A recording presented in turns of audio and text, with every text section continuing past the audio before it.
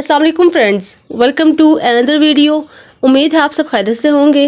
जो टॉपिक आज हम डिस्कस करेंगे इस वीडियो में वो है सक्सेस इज़ काउंटेड स्वीटेस्ट की summary. Let's start. Success is counted sweetest, ये पोइम लिखी है एमिली डिक्सन ने।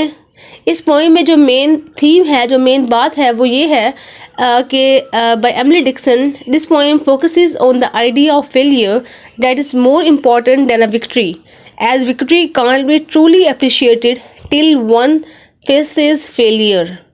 डिक्सन कहती है कि जो फेलियर का आइडिया है, जो फेलियर का एक्ट है, वो इम्पॉर्टेंट है विक्ट्री से। वो कहती है क्योंकि ना विक्ट्री को हम उस तरह सेलिब्रेट नहीं कर सकते जब तक हम एक बार फेल ना हों।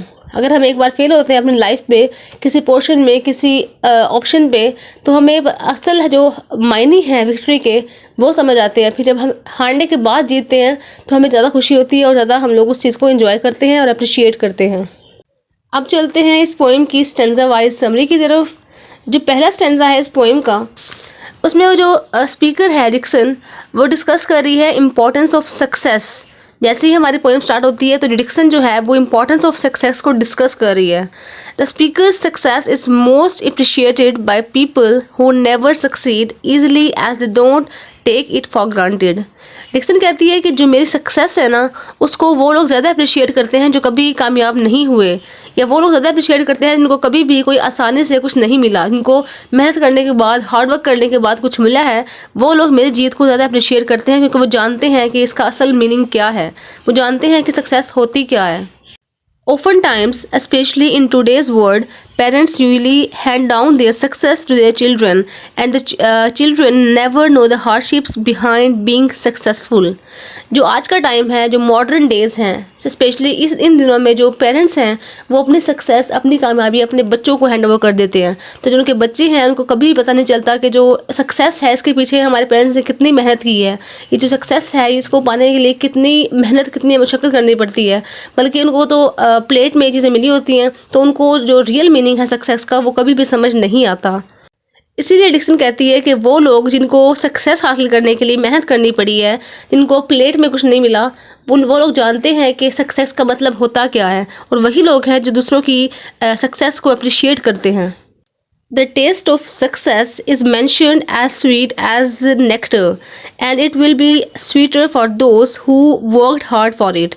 इस पोइम में कहा गया है कि जो कामयाबी है ना, कामयाबी का टेस्ट, कामयाबी का जायका ऐसे ही है जैसे, इतना मीठा है जैसे शहद होता है। और वो लोग कहते हैं, यहाँ पे डिक्सन कहती है कि ये जो टेस्ट है ये वही लोग चख सकते हैं जो हार्ड वर्क करते हैं। ये जो टेस्ट है ये हर किसी को मीठा नहीं लगता, ये हर किसी को नेक्टर फील नहीं होता, ये सिर्फ वो लोग फील कर सकते हैं जो उसके लिए हार्ड वर्क कर रहे हैं।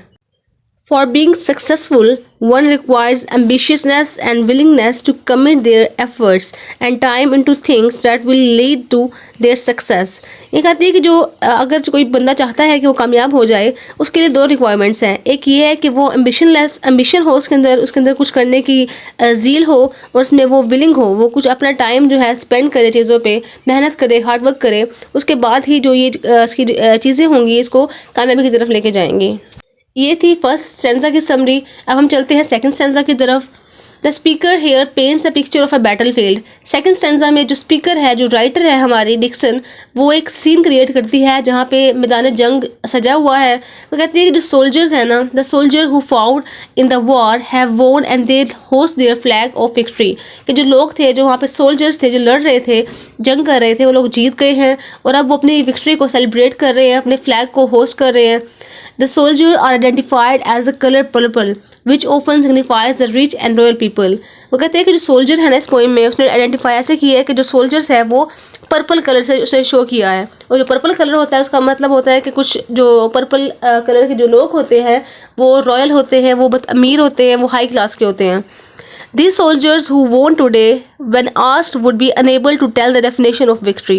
यहाँ पर डिक्सन कहती है कि जो मैदान जंग सजी हुई थी, वहाँ पे जंग हो रही थी, जो आर्मी थी, जो सोल्जर्स थे जो जीत गए हैं, अगर उनसे पूछा जाए कि विक्ट्री की डेफिनेशन क्या है तो शायद उनको नहीं पता होगा। उनको नहीं पता होगा कि जो इन लोगों ने कामयाबी हासिल की है उसकी असल खुशी क्या है, उसकी असल मीनिंग क्या है। Despite their victory, they may not know its value as victory can't be appreciated by those who succeed। वो कहती है कि अगर हम इसकी विक्ट्री को साइड पे रखें तो ये जो लोग हैं जो जीते हैं, ये कभी भी जो विक्ट्री है वो इस तरह से अप्रिशिएट नहीं करेंगे, सेलिब्रेट नहीं करेंगे, क्योंकि इनको पता ही नहीं है कि सक्सीड होती क्या है, सक्सेस होती क्या है।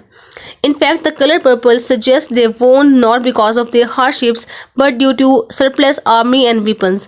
वो कह रहे हैं कि जो कलर पर्पल है वो सजेस्ट कर रहा है कि जो फौजें जो जीती है, जो सोल्जर्स जीते हैं, इसके पीछे इनकी अपनी कोई हार्डशिप नहीं थी, इनकी अपनी कोई मेहनत नहीं थी, बल्कि इनके पास जो वेपन्स था, जो पावर्स थी, उनका कमाल है कि ये लोग जीत गए हैं। इनके पास टेक्नोलॉजी थी, इसकी वजह से ये लोग जीते हैं। ऐसे पहले हम लोगों ने बात की है कि जो पेरेंट्स हैं वो अपने बच्चों को दे देते हैं, अपनी कामयाबी हैंड ओवर कर देते हैं, तो बच्चों को पता नहीं चलता कि असल सक्सेस है क्या, सक्सेस हासिल करने के लिए हमें क्या क्या चीज़ें ज़रूरत होती हैं, हमें कैसे हार्डशिप्स करनी पड़ती है। तो इसी तरह जो सोल्जर्स हैं, इनको भी जो जीते हैं, इनके पास वेपन्स थी, टेक्नोलॉजी थी, तो इनको नहीं पता चला कि इसके असल मीनिंग है क्या, इन लोगों ने क्या हासिल किया है। ये थी सेकंड स्टेंजा की समरी, जहाँ पे उसने एक बैटलफील्ड का शो किया है कि एक बैटलफील्ड है, वहाँ पे सोल्जर्स लड़ रहे हैं। जो टीम जीती है उनको सक्सेस का असल मीनिंग नहीं पता, क्योंकि वो लोग अपनी मेहनत से नहीं जीते, बल्कि वो वेपन से और टेक्नोलॉजी से जीते हैं। अब हम चलते हैं थर्ड स्टेंजा की तरफ।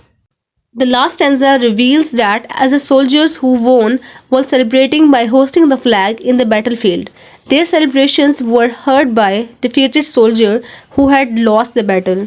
जैसे कि पहले बात हुई थी कि जो बैटलफील्ड थी, दो जंगें हो रही थी, वहाँ पे एक टीम जीत गई है, एक हार गई है। तो जो लोग जीते थे वो अपनी सेलिब्रेशन कर रहे हैं, अपनी सक्सेस को सेलिब्रेट कर रहे हैं। तो उनकी जो सेलिब्रेशन की जो आवाज़ें हैं वो उन लोगों तक पहुँच रही हैं जो लोग हारे हैं, क्योंकि एक टीम वहाँ पे हारी थी और वो अभी तक उसी फील्ड में मौजूद थी। Their cheers echoed all over the field and ringed in the soldier's ears while he was already suffering through his injuries। वो कहते हैं कि उनकी खुशी की जो आवाज़ें थी, जो इको थी, वो तमाम फील्ड में, तमाम मैदान जंग में गूंज रही थी, और वो जो टीम हारी हुई थी उनके कानों में भी उसकी आवाज़ें जा रही थी, जबकि जो लोग हारे हुए थे उनके ऊपर पहले ही बहुत दुख था, बहुत ज़ख्म था, क्योंकि वो हारे हुए हैं। अब वो उनकी सेलिब्रेशन को सुन रहे हैं तो उनका जो दुख है वो उसमें मज़ीद इजाफा हो रहा है। The celebration that fell upon his ears was perhaps more agonized his injuries।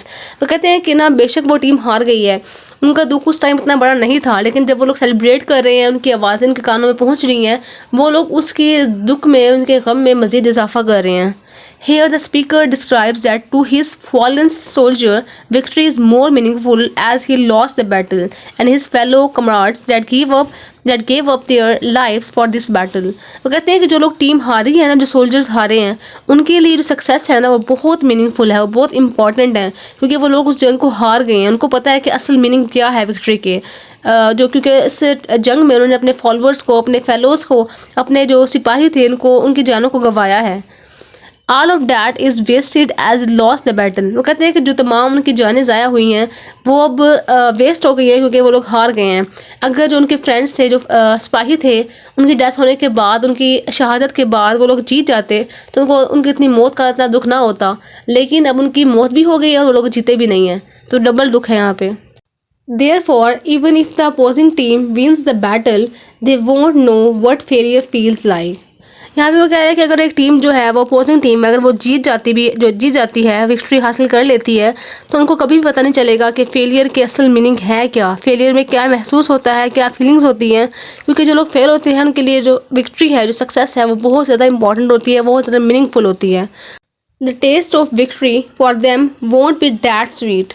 वो कहते हैं कि जो लोग जीते हैं ना इस जंग में, उनके लिए जो सक्सेस है वो इतनी स्वीट नहीं है, लेकिन जो लोग हारे हैं उनको पता है कि मीनिंगफुल कितनी है ये सक्सेस, उनके लिए उनको पता है कि ये कितनी इंपॉर्टेंट है, कितनी अहमियत की हामिल है, उनको पता है कि सक्सेस के ट्रू मीनिंग होते क्या हैं। तो जो लोग हारे हैं उनको सही पता है कि सक्सेस कितनी स्वीट है, लेकिन जो लोग जीते हैं उनको उसकी अहमियत का अंदाज़ा नहीं है।